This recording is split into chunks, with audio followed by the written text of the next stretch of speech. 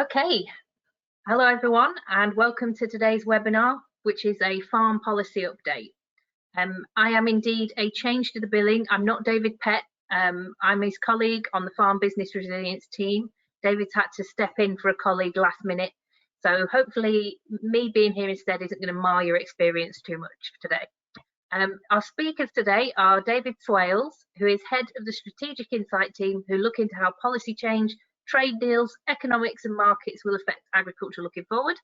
And we also have Steve Dunkley, who is head of the Business Resilience team, which encompasses farm business, skills and the quite popular, I think from what I've seen, Agri-Leader programme.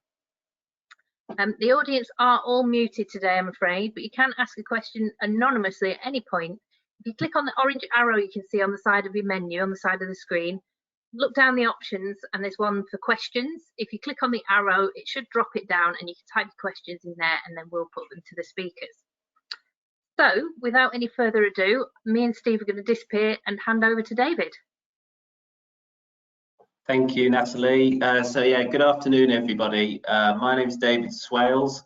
I work within the market intelligence team here at AHDB, and quite a big chunk of my role is looking at changes which are occurring, things like agricultural policy change, changes to trade deals and things like that, and trying to assess what those changes might mean for our levy payers. So really pleased to be with you speaking today. Over the next sort of 20 to 30 minutes, I'm going to be talking about changes to agricultural policy. And I'm going to be focusing on changes that are occurring within England, but there are changes occurring in other parts of the United Kingdom as well. And what I'm going to try to do really is to pull out what I see as the essential changes that you need to know about, the big things which are going to change, which will potentially have an impact on your farm business. We'll go through quite a few aspects of policy change today, and we intend to share some of the analysis which we have conducted and some of the analysis which we'll be publishing in the coming weeks, looking at agricultural policy and what it might mean for you as a farm business. So just starting then with the very headline picture, the really headline message, which hopefully you're all aware of already, is that DEFRA have decided to phase out direct payments. This is within England.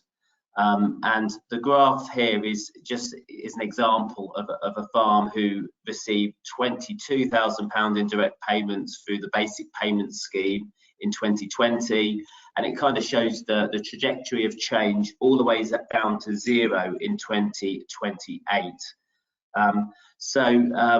This is obviously a very big change which is occurring, and it's a bit like income tax in that no two farms will have exactly the same trajectory. So farmers who are receiving the highest levels of direct payments at the minute have a sort of steeper decline in the direct payments, but absolutely everybody who receives direct payments would have had a reduction in their payments they've just received of around about 5%. Some would have received a reduction higher than that, but most people would have had about a 5% reduction.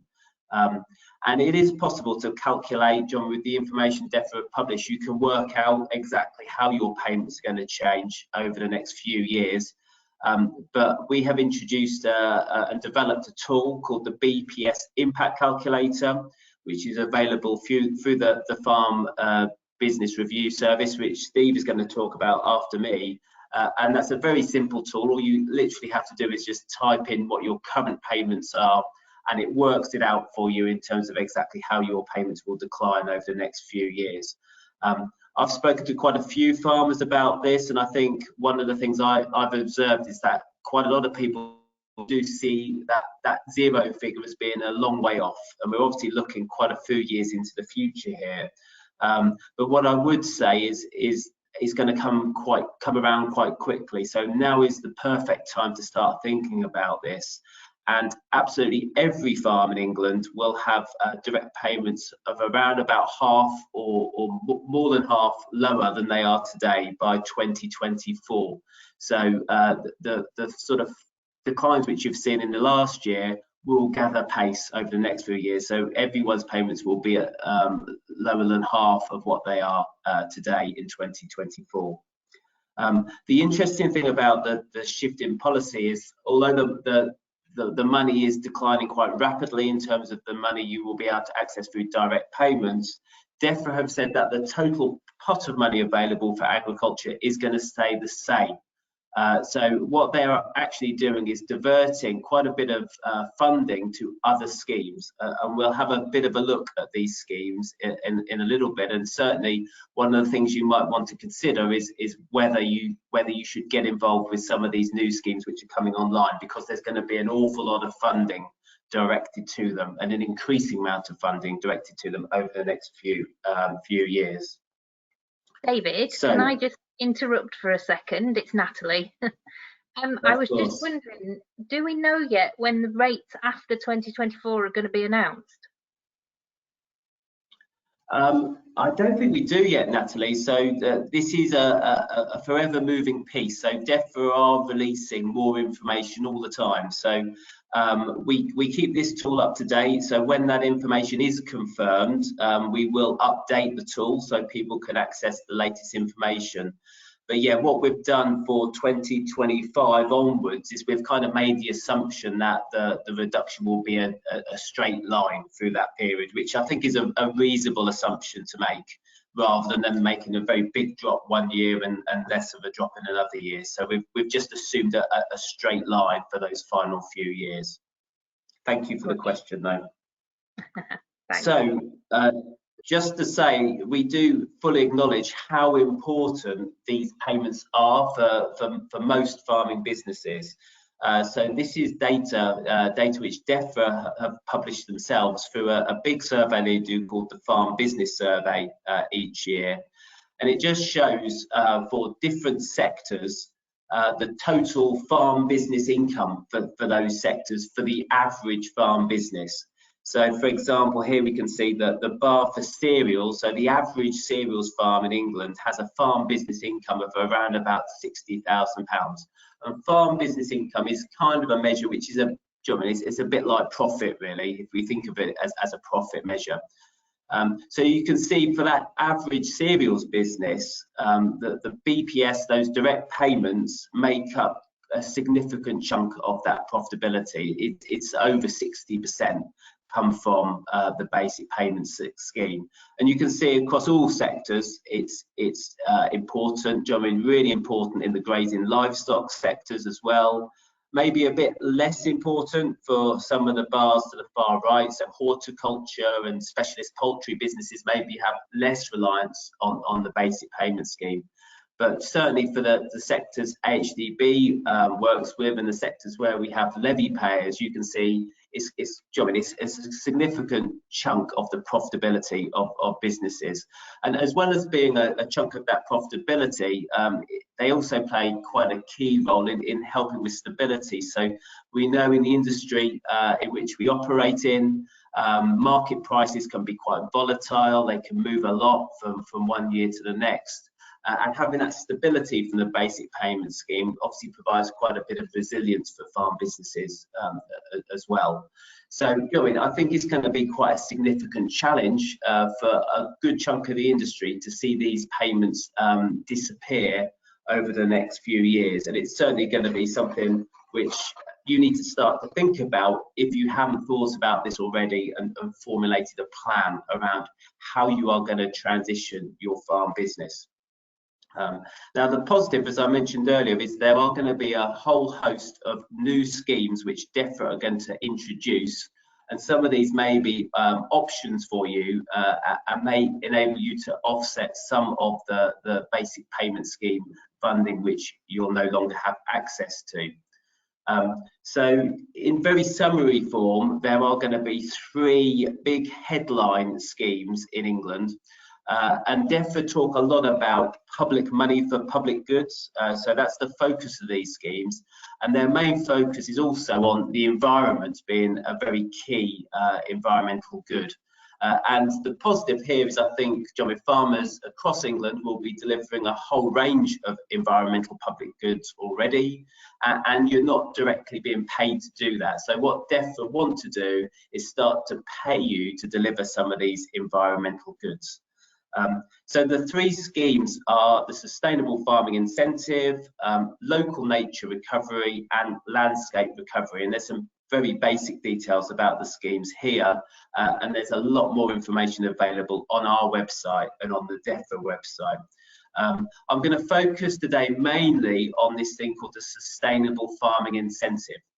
Now, the reason for that is that's perhaps the headline scheme, which will be open to all farmers. And it's also the first scheme which is going to be available for people to get involved with. So I'm going to focus a lot on that today. I think DEFRA envisaged that maybe 70 to 80% of farmers will get involved with the Sustainable Farming Incentive. So they think it's going to be is going to have quite high uptake, and certainly they're designing it to be open to everybody. But there will be some other schemes, these two others, the Local Nature Recovery and Landscape Recovery. Those schemes are perhaps a little bit earlier in their development process, that we don't have the full details of what they will involve. But perhaps the key thing to note is that both of them will require cooperation between farmers and or other landowners. So they're not something which an individual farmer will be able to get involved with on their own.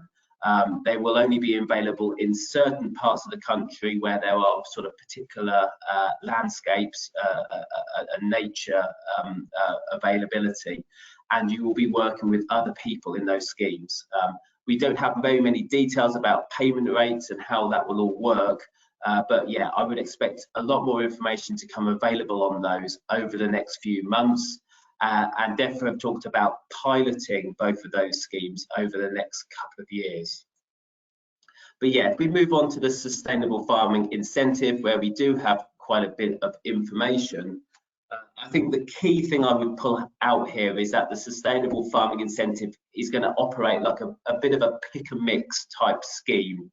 So there's going to be a range of different standards available through the Sustainable Farming Incentive. So on the slide here, I've highlighted 8 standards, and these are the 8 standards which were piloted in 2021. So these have already been piloted and tested by farmers and have evolved during that time.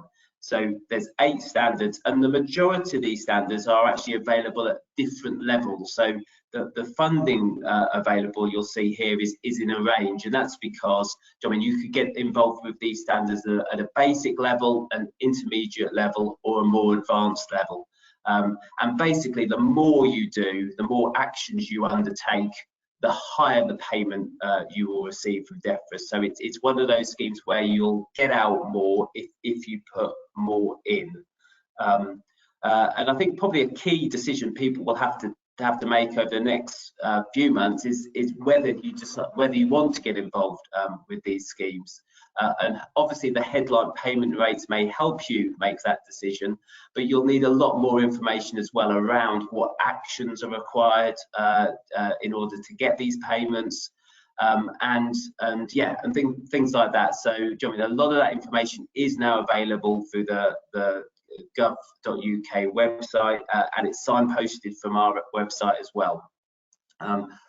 The original plan was to roll out the full Sustainable Farming Incentive from 2024, but what DEFRA have announced is that they're actually going to make a few of these standards are available a little bit earlier than that, and the plan is actually initially in 2022. So from the spring, 2 of these standards will be available for everybody to potentially get involved with, and those are the Arable and Horticultural Soil Standard and the Improved Grassland Soil Standard, and I'm going to look at those in a little bit more information later on.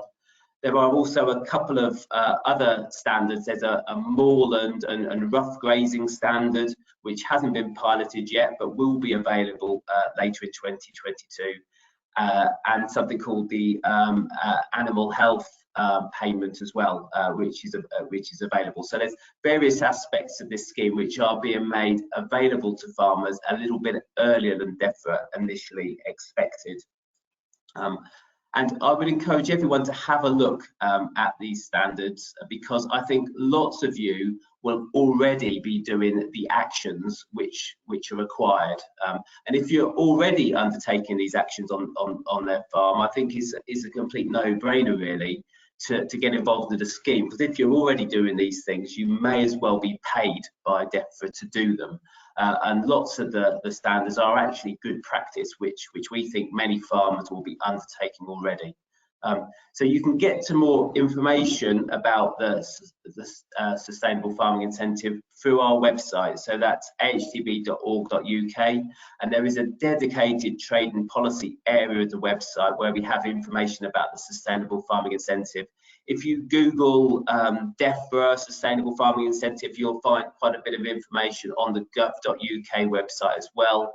But do be really careful you're accessing the current information. There's lots of information on there from sort of early part of 2021, which is all about the sort of pilot scheme. And what DEFRA have done is they've made quite a lot of changes to what's required in terms of the standard, and also in terms of the payment rates, because they're working very closely with farmers to evolve and get these things right over time. So make sure you're accessing the latest information, which was published at the back end of 2021 in December. And we will make sure our website always points to the latest information, so you can get it through there if you need to. Now, the number one question I've been asked by farmers over the last few months has been, will this Sustainable Farming Incentive payment, will it offset what I'm going to lose through direct payments? And we've done a bit of analysis to look into that, which I thought I would share.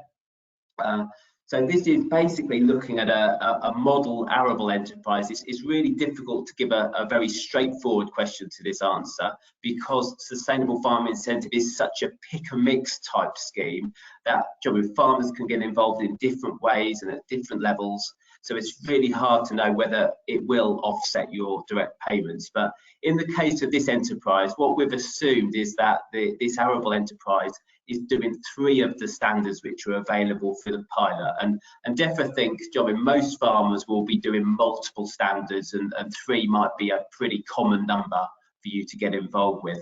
And you can see here that doing these 3 standards, so the horticultural land, the arable and horticultural soils, and the hedgerow standards, and you can see here the bars show if you're doing those at the basic introductory level all the way through to the advanced level.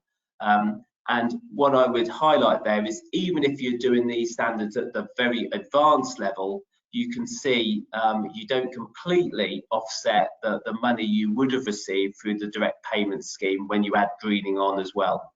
And I think the key thing to highlight with this analysis is we're not assuming any cost for undertaking the action. So this is just looking at DEFRA's headline payment rate, so the net payment they will give you. And yeah, even assuming no cost for your time or the inputs you have to buy to deliver these standards, it looks to me that there will be a gap. We've done this for a livestock enterprise as well, and it's a very similar picture. So for most farms, I think it's likely you're going to have a gap in your income towards the end of this agricultural transition period, and you're going to need to think about how you fill that gap, and maybe say a little bit more than that at the minute. But what I wanted to do is just touch a little bit on some of the costs, and we've been doing some work over the last few months to try to understand of the actions which DEFRA are asking you to undertake, what would the likely cost of those actions be for your business. And we're going to publish a very detailed report at the end of March, but I thought it'd be worthwhile just sharing you some of the headline results from that, just to give you a feel of some of the issues.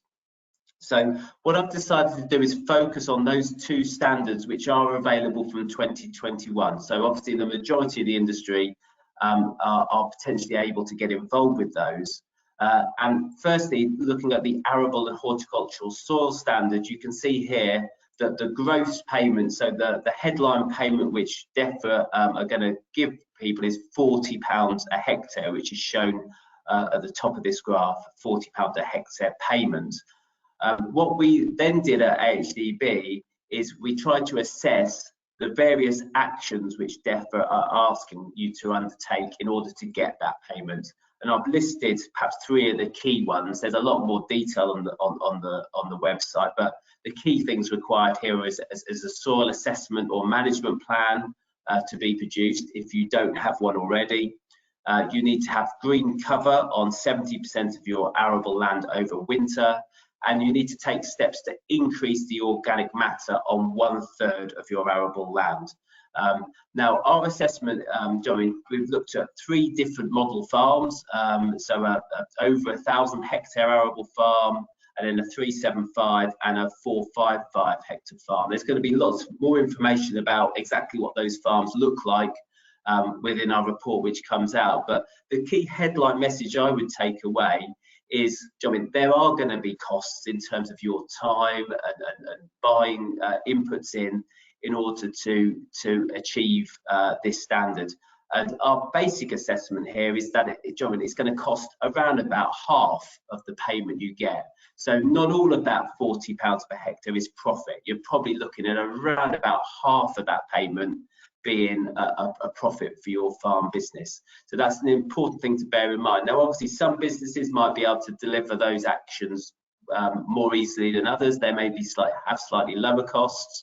And indeed, many of you may be doing some of these actions already, in which case there's no extra cost for you delivering them. So potentially more of that gross payment would be profit for you.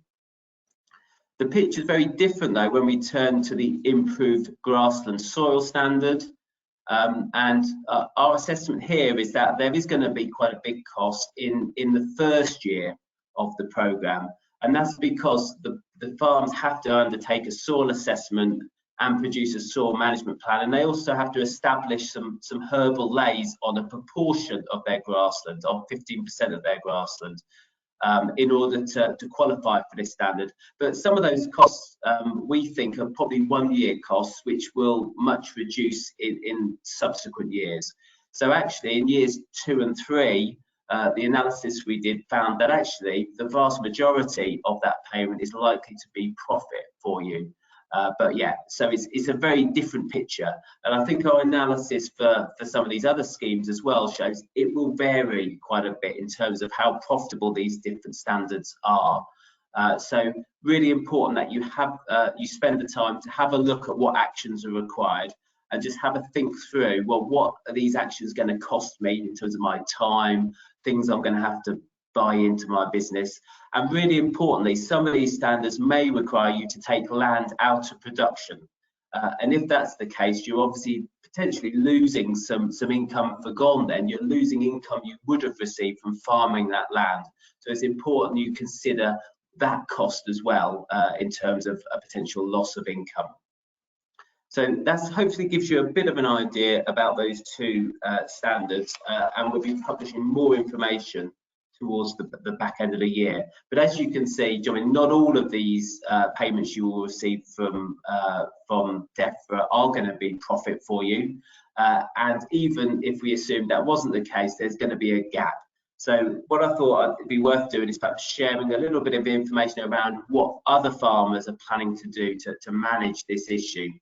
And this is from a survey DEFRA have conducted with 1,000 farmers, where they basically asked, given this transition period and these challenges for direct payments, what are you planning to do? And you can see here, by far and away, the most popular response was to diversify their business. That comes out very popular with farmers, along with increasing their productivity and making changes to their enterprises. So there's a range of actions here being undertaken. What I would highlight, a whole range of diversifications are being considered, and I've highlighted here some of the most popular ones which we've come across from our survey. So making changes to their farm premises, so making farm buildings available as holiday lets or industrial or office units is very popular. Agricultural contracting comes through as a very popular option. renewable energy sources, off-farm employment, farm shops, and various recreational things are being considered. So if you are thinking about going down this diversification route, John, there's a range of options out there which you might want to consider. It's worth highlighting as well, John, if we get to the second to last category here, there are a proportion, just over 5% of farmers who are actually considering leaving farming, and that's a valid option. You may well look at this information and calculate how your payments are going to change and decide, well, actually, I don't think farming's for me anymore, and now might be a good time to leave. So that's certainly something you may want to consider. And yeah, DEFRA have made available a exit scheme as well as part of the agricultural transition. So it is possible for you to access all of your direct payments, or a high proportion of those direct payments, as a single lump sum if you're deciding to leave farming, or indeed, John, you can do that for other reasons as well. So that lump sum scheme is available and maybe an option for some. So here we've got obviously a range of things which farmers are considering doing, and yeah, certainly there's a range of different options which people may want to think about. We also did a piece of work at AHDB a couple of years ago now on high performing farmers, and I think it's probably worth sharing some of the information here around what these high performing farmers are actually doing to manage this, because what we found was those sort of farmers in the top 25% are still very profitable when you take direct payments out of their business. And what we did here was a bit of analysis using DEFRA's FBS data, the Farm Business Survey data, where we did something called a matched pair analysis. So we tried to compare similar farms who were top performers with their lower performing counterparts. So what we didn't do is compare a really big farm with a really small farm. We tried to sort of look at farms which are similar sizes in different sectors and identify what were the really core things which led to a change in different performance. And that report, I would encourage you to look at it. It's available on our website, but it highlighted 8 key characteristics of high performing businesses, which are listed here. So minimizing your overhead costs, having clear goals and budgets. I won't go through them all, but there's some really clear characteristics which we can see. And what we've done more recently is developed a tool called the Business Resilience Assessment, which again you can access through this service and is available for our website, which basically is a self-assessment tool where you can assess your level of performance against each of these 8 characteristics. And then we signpost you on to relevant tools and resources and information which might help you improve your performance in areas where you feel you can make steps further forward. But yeah, for me, I think there's probably quite a bit which everybody can learn from the top performing farms and improvements which you may be able to make on your farm. And they will make quite a big difference. I think lots of people think some of these things won't make much difference. They won't mean much of a change in profitability. But the work we did really does show there's huge gains which could be made. And I'll just share some of that information with you. So this matched pair analysis showed basically we looked at the profitability of the top performing farms on average with those in the bottom 25%, and you can see here the difference in performance for those matched farms, which were similar in most ways, was from sort of around about £50,000 all the way to over £100,000. So if you can make some improvements in your farm business and make steps to make your business closer to those top 25% farms, if you're not in that group already, that can have quite a significant impact and will go a very long way to offsetting those losses in direct payments. So I'll finish with a little bit of a summary and then I'll pass on to my colleague Steve. So in summary, there's significant change occurring in agricultural policy, and I see this removal of direct payments and this shift to the sustainable farming incentive as being something which will have a big impact on farm profitability. Our assessment is it's likely there's going to be a gap between the profit you make from the new schemes and what you used to get from direct payments.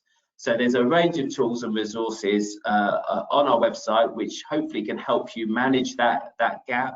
And Steve's going to talk to you about a specific service called the Farm Business Review, where hopefully we can pull all of this together and help you make changes.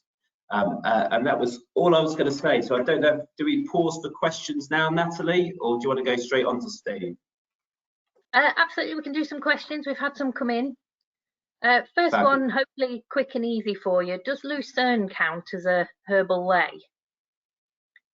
That's a really good question. I think it probably does, but I'm not certain. So I would encourage whoever asked the question to have a look. Now, basically, DEFRA have got lots of information on there.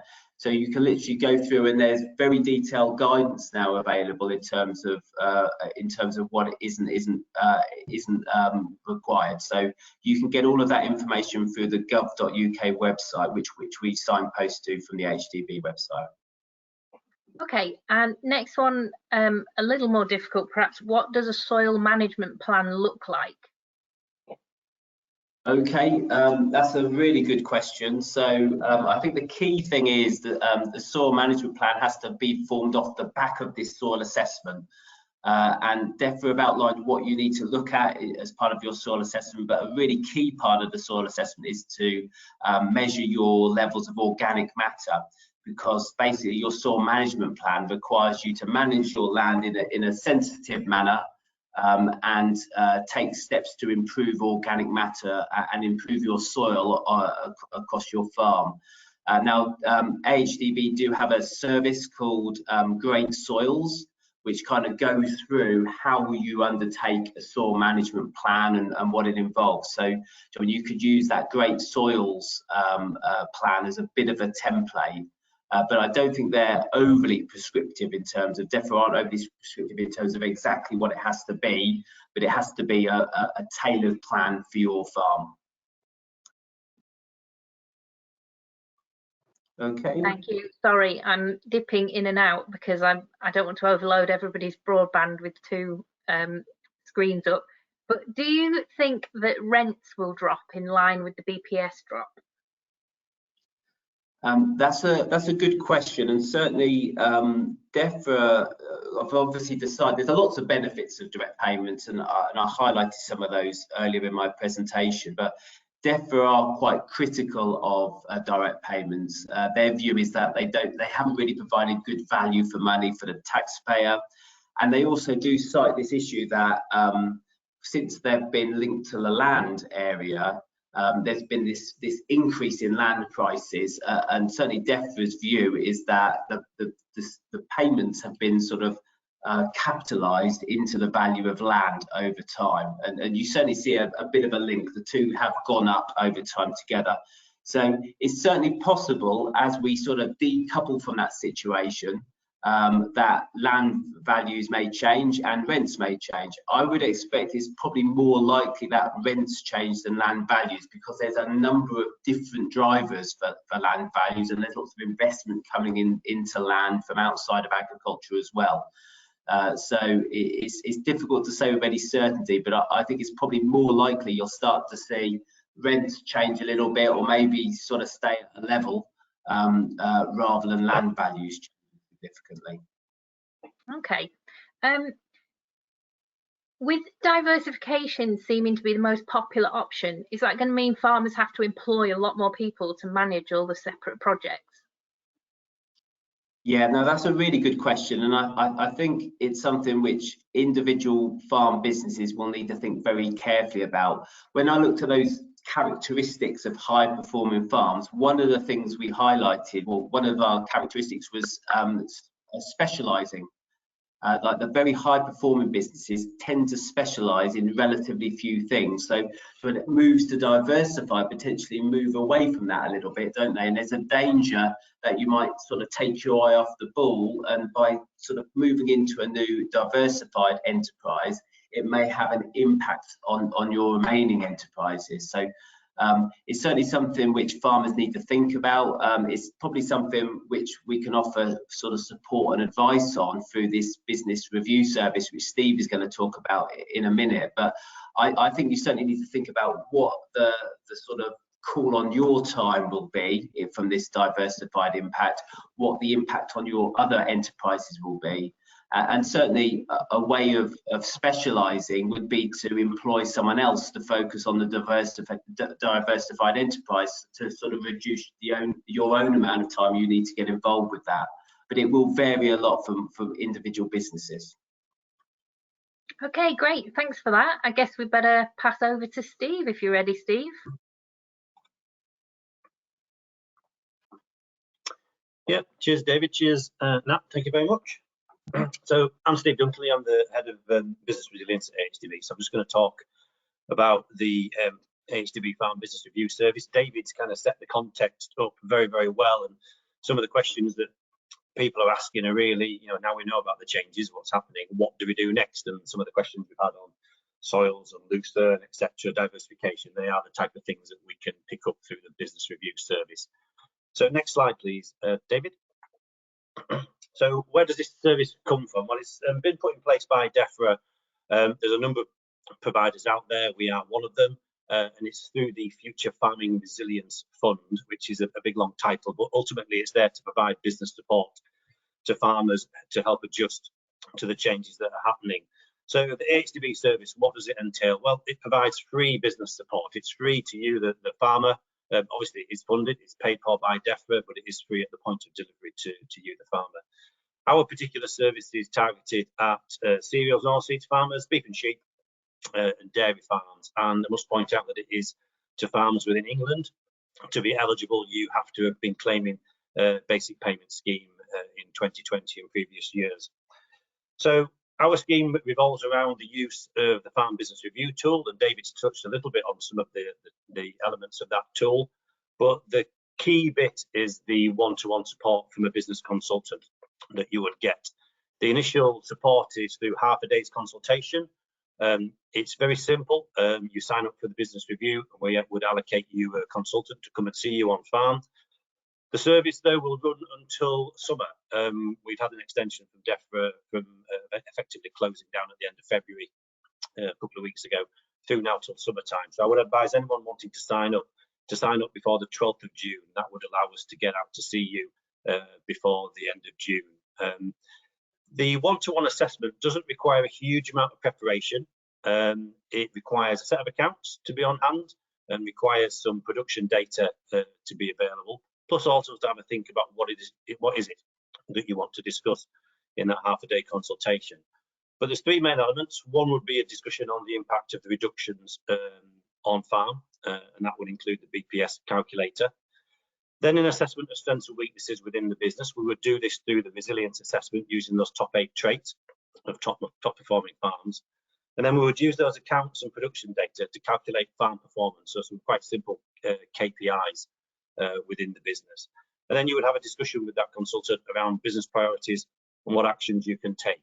An action plan is then written up. It's a relatively succinct action plan, and then you as the farmer sign that off. Next slide, please, David.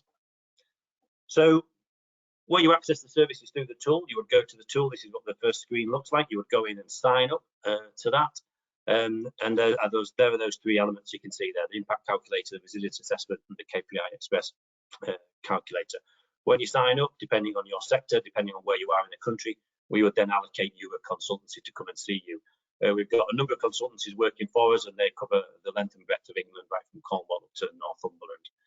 One of the key elements that David mentioned was these top 8 traits. Just to give you an indication of what they look like, we've got the 8 traits there, and these are the actual categories where our farmers are taking actions. We've had about 1,000 farmers have their visits and start to develop the action plan with a consultant. And these areas can be seen here. So the biggest one that we can see coming through so far is around setting goals and budgets for the future.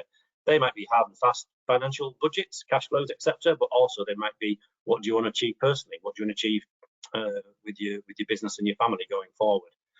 Other areas that we can see coming through are things like focus on detail, so more benchmarking type approach, so maybe looking at day-to-day performance, and then people management as well. So actually, am I going to be employing more people on farm?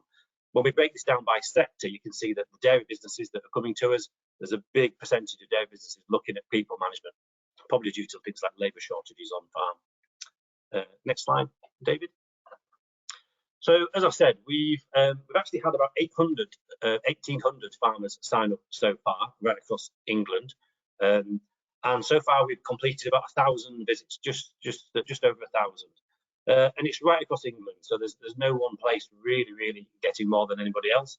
But we've seen quite good uptake in the northeast. We've got a couple of good consultancies working up there that's really driving uptake, and the same in the southwest as well. But as you can see, it's spread right across the country. Cheers, David. Next one. And then in terms of by farm type, so we collect these some of this data for DEFRA in terms of who's accessing the service. So things like farm type would include mixed businesses. Again, the big percentage of people have got more than one enterprise, whether it's cereals and pigs, whether it's cereals and beef and sheep. 15% dairy businesses accessing the service, and then we've got that lowland grazing and LFA grazing element as well. A bit more detail in terms of demographics as to who's accessing it. So number of farmers by tenure, so owner of occupiers of those 1,000, 689, some mixed, split either way, and then 168 tenants coming through. Cheers, David. And as I say, when we start to break that data down, we can start to see what areas of support different types of businesses are wanting, and we can tailor the service as we go forward. So if you want to know a little bit more about the types of things farmers are doing when they've accessed the service, we've got 5 really good case studies. These are actually published through the Farmers Guardian, but they're now on the website as well. So they looks at things like, there's one here on production costs, other farmers looking at demystifying the options in terms of the future support and the future schemes. We've got things like diversification, other farmers looking at agri-environment scheme options, others looking more technical in terms of regen ag and what might be achievable in that way. So again, the case studies are there. They give you a really good context as to who's accessing it and why they're accessing it. Cheers, next slide, David. And then after that half day, some businesses can go on and access some further follow-on support, more in depth. It's running at about 1 in 5 businesses coming through the service can access this, and it's those who are probably in most need of that follow-on support. So we've got one area which is cost control. So this is the farm bench tool that AHDB have, so we can go into a full data collection for farm bench, which will calculate your cost of productions at an enterprise level, really drilling into the detail of the costs and apportioning those fixed costs as well across different enterprises. The second one, which is proving to be the most popular, is the business appraisal, so the agribusiness appraisal. This is quite flexible, so we've got certain farmers coming through wanting to explore diversification in more detail. Quite a few older farmers coming through looking at succession and looking at retirement planning options in there. Other farmers just wanting to do a new set of budgets and cash flows and look at understand the detail behind the finances. Could be to do with borrowing requirements. So there's the whole broad range there coming through under that business appraisal. And then the final one we're offering to farmers is a carbon audit. So for those businesses where there's a need, we've seen some quite interesting cases coming through where it's either through supply chain wanting to know a bit more about carbon audits, about the carbon footprint. It could be that some of the banks are now requesting an understanding of the carbon footprint of the farm in regards to accessing borrowing and maybe reduced interest rates on the back of that. Other ones we're seeing are people who are direct selling, are running farm shops. They're quite close to their customers, so they want to understand what the footprint is, so they can maybe use that as part of their marketing. So a good number of farms coming through for these packages. So far, we've had just over 300 come through and been allocated out, of which probably 70 are carbon audits, about 50 farm bench for benchmarking, and then the balance for the business appraisals. Like I said, that's proving the most popular. And then last slide, I think. Finally, last slide, how do I register? So as I said before, to access the service, please come to us before the 12th of June. Try and get signed up as soon as you can if you want to access it. We've just done quite a big promotional push right across the country, so you might have received a letter and a flyer about the service. That has details in about how to sign up. But if you want to know a bit more, please go to the Farm Business Review tool. You sign up there directly for the service. If you've got any questions, we've got people like Natalie, who's in the regional team, can answer your questions as well. But there is a dedicated help desk there 5 days a week, or you can email in to the Farm Business Review help desk team on that email there. Or if you just want to know a little bit more, you want to have a look around, understand the service, what the different components mean.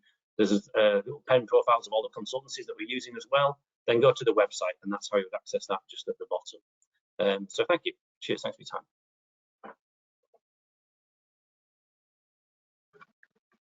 Thanks, Steve. We've still got about 15 minutes left, so if anyone's got any more questions, feel free to send them in through the menu on the side of your screen. I've had a question here for you, Steve. What specific qualifications or specialist skills do the consultants have? And are they on contract at AHDB for this work? Or do they already work for AHDB? Many farm advisors are offering this service. We're a mixed farm, including poultry, and I feel like we need someone who has a background in diversification and farm business. Yep. So the consultants that we've employed, they've all tendered to us, and we've appointed them based on a tendering process. As part of that tendering process, we looked at the consultancy's experience, their background, the CVs and qualifications of the people that they would be using. So they've all gone through that kind of rigorous process to get them on board. If you want to sign up for the service that we offer, then you would, if you're a poultry business, then you would need the enterprises in terms of cereals as well alongside that, so we can run through the assessment and do some of the KPI work with you. But I'm pretty sure, well, most of the people that we're using can offer advice in terms of diversification. As I said, that first half day is quite top level, quite strategic. But if you then wanted, needed and accessed the follow-on support, then that could go into the diversification options in a bit more detail. Okay, and another one for you, Steve. Is the business planning support any good for preparing for a rent review on a tenancy? It can look at some of the detail. 2 days will only go so far. Most of those follow-on support packages are 2 days long, so I would just caveat it a little bit in the sense of it will go into so much detail for you. But if it requires a full business plan for that tenancy review, if you're looking to apply for a new farm tenancy somewhere, then it might be beyond the scope of the time required. But we can definitely look at the structure required as part of that follow-on support. But as I say, I'll just caveat that it's 2 days. There's only so much we can do in 2 days with you. Okay. Question for David. In the past, it's been an option to carry on with existing schemes like HLS. Is that going to be the case with this new SFI? Yes, so certainly there's quite a complicated transition going on here. So certainly if you've already got a contract for HLS or doing countryside stewardship or something like that, that will have a period to run, and there's still funding available for those schemes. I think the aim is that will start to tail off. I think it finishes in 2024. But I'd have to sort of double check with the DEFRA information, because the plan is, I think, that probably more aspects of SFI will be available from 2024. So they're gradually doing more and more on the SFI as they're doing less on DPS, BPS and these other schemes.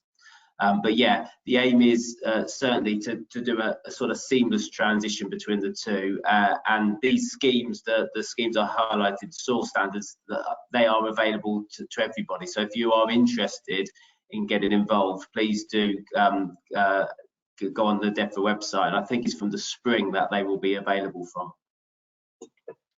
Okay, well, I think that's it for questions for today. Oh, I think one's just popped up now. 1 second.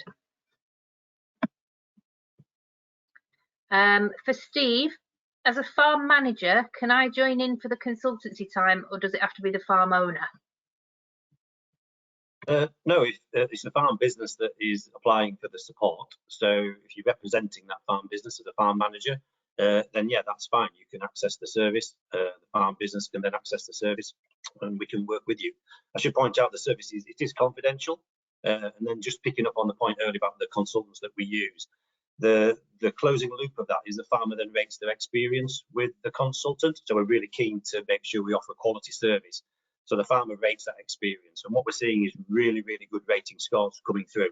But if we do see one that's a bit poor, then we'll follow it up.